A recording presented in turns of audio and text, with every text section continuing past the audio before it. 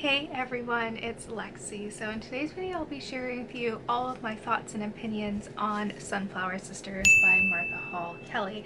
And this is the third and final book to the Caroline Faraday trilogy. And so for those of you who are unfamiliar with this trilogy, the first book follows Caroline Faraday, who is an actual woman, and it follows her war efforts during World War II and her contribution to the war, and also people that were subject to a lot of the horrific medical testings that they did at Ravensbrück.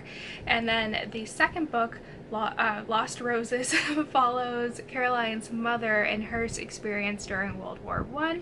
And then this follows Caroline's great aunt and grandmother's experience during the Civil War. So although these books are all part of the same kind of family, you don't necessarily need to read them in order because they are different eras.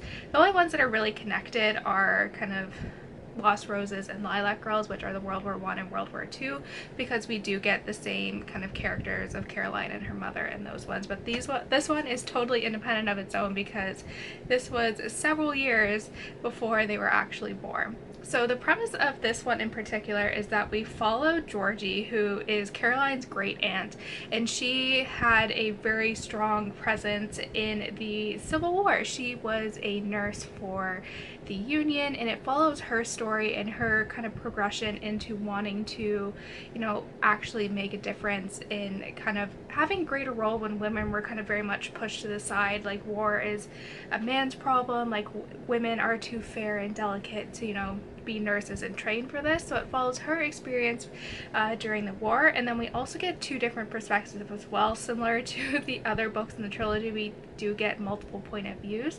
We follow Gemma, who is a slave who is working on a tobacco plantation, and then we follow Anne May, who is the slave owner of Gemma. And so somehow all these different storylines end up getting intertwined and mixed, and it kind of goes off from there. I think for this one, I always love is just seeing how towards the end all these different storylines and different women that have completely different paths of life, how their lives intersect and cross and all that stuff. But this one, I think, Lilac Girls will always be near and dear to my heart because that was the first book in the series. But I think this one is so unique too because I haven't read a lot of World War II, or sorry, Civil War era novels, specifically historical fiction novels, showcasing different women's experiences. So this one was really unique, and this book just comes over 500 pages and so much happens. She integrates a lot of the kind of historical record into here, and because these are based off of particularly the Woodsley family is what Caroline's great family was, because they had kept such a good record, you get a lot of written letters that were basically word for word that are cited in here. So you do get a really good portrayal of their experience in here. And then she bases the kind of fictionalized story of Gemma and Anne May and kind of bases them off of people kind of at the time and their experience. In particular, for the character of Gemma, who was a slave, during her research she met someone whose I think it was grandmother or great grandmother was a slave, kind of had a similar experience to this. So she based a lot of this character's experience on this other woman, which, even though it's loosely based off of fiction, and I know there's also the argument too that it should be, especially with books dealing with slavery, it should be an own voice's perspective. But I think the author did a really good job at honoring someone else's story, relying on other people's experiences and actually reaching out to these people, and having that family member who was had a family member that was a slave play an active role in kind of the treatment of slaves and that character development there. So I know there's that's a little bit dicey having a white woman write about slavery, but I think this was done in a respectful manner.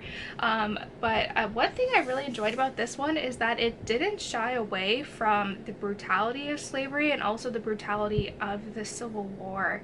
And I feel like a lot of the themes that we see in here, particularly from the kind of the Confederate sympathizers and just the Confederacy mindset, it's very much kind of similar and eerily similar to what we are kind of seeing resurging now within kind of the current American kind of climate, which I think was really interesting because even though this war was fought over 100 years ago, like we're still dealing with the repercussions of that mindset of just because someone has a different color skin makes them more, you know, powerful and more, you know, superior over one another. And I think that doesn't, like, I feel like everything has come full circle because although we've made like a lot of progress, at the same time we really haven't. And I always love how these books, like this trilogy in particular, does a really good job at showing different perspectives of women that are flawed and kind of their like different experiences of women during these kind of major eras in history. And I think she does a really tremendous job. This one was very graphic in terms of the kind of nursing side to it, so it didn't shy away from the brutality of, you know, people getting limbs blown off and, you know, Georgie having to treat these people, and, you know, that people are dying and there's just like dead bodies everywhere on this battlefield. Like, I think it didn't shy away from it. It doesn't glamorize this war. It really shows kind of the horrid truth of the war and also of slavery. Like, there's so many sickening things that happen in here that I was uncomfortable reading, and just how you could do that to another person just because you think you're more superior to them. It was just really upsetting. So there's many like graphic, both kind of war brutality and then slavery brutality that was just horrible to read. And I think like these things should be uncomfortable. I think these things should not be sugar coated, and I think this author did a really good job at kind of showing the kind of brutal, you know, nature of everything, the brutal truth of this. So I really applaud the author for doing this. So you guys can tell I really love this book. It was very long, but it didn't feel long. I think Martha Hall Kelly has a really unique writing style where you can just like sit down and read, and then you just lose yourself in this world and these characters. And I don't know, like she does such a good job at integrating the different narration and still making the story flow, even especially in the beginning. We're dealing from these women's perspectives that aren't necessarily connected, but you know that somehow they will be in the future. Like, I love that. So obviously I gave this one a 5 out of 5 stars. I thought it was really good. My only like thing was it did take a while to kind of figure out this world and these characters, and especially because Georgie is like one of 7 sisters, so it was hard to just keep everyone in line. But once I kind of orientated myself with this world, like I honestly just could not put this down. I read like literally, no joke, the last like half of the book in like 2 days. Like, I couldn't put it down, and I'm really sad that this trilogy is over, but I'm very curious to see what this author is going to do in the future, like what type of books and topics that she'll tackle here. But if you're looking for kind of a unique take on families that had such a significant role in a lot of kind of American major milestones like the Civil War, World War I, World War II, and that's loosely based off of their war efforts, then I think you'll like this. And it really kind of showcases the women's experience during these predominantly male kind of, you know, historical events. So that's it, guys. I hope you guys enjoyed this video. Let me know in the comments below if you've read this book and what you thought about it. So yeah, thank you guys so much for watching. Don't forget to give this video a thumbs up, and I will see you guys next time. Bye, guys.